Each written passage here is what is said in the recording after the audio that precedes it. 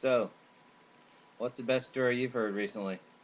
Uh, is it the Stuart Scott story, the guy who wears glasses like this and looks like a caveman, and he's connected to David Letterman? How do you think David Letterman is connected to Stuart Scott?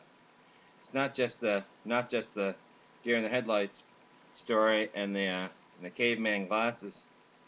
David Letterman is really sort of sneaking under the radar. I guess a lot of people, young people, I guess, think that he's somehow just uh, doing really goofy material, leading the horse to water, and can't make the horse drink kind of stories.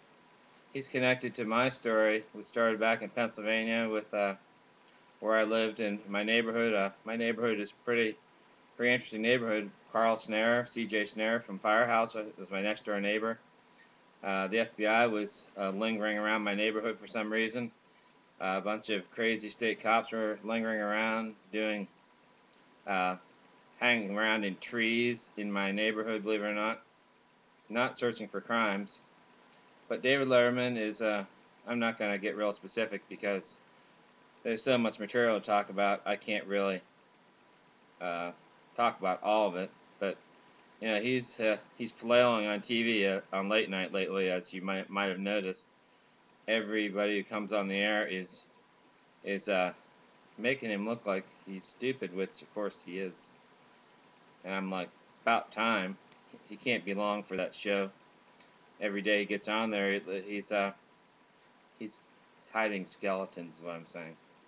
He's protecting people who really are sort of dipsticks.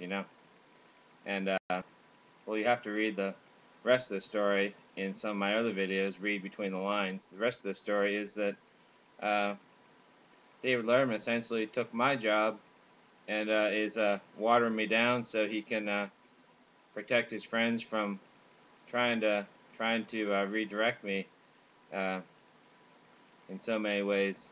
I mean, it sounds very, very uh, cryptic, but uh, there's a lot of crimes involved in uh, in what's going on TV these days on ESPN and NBC and CBS and uh, FBI. Believe it or not, has gotten people on all of the networks,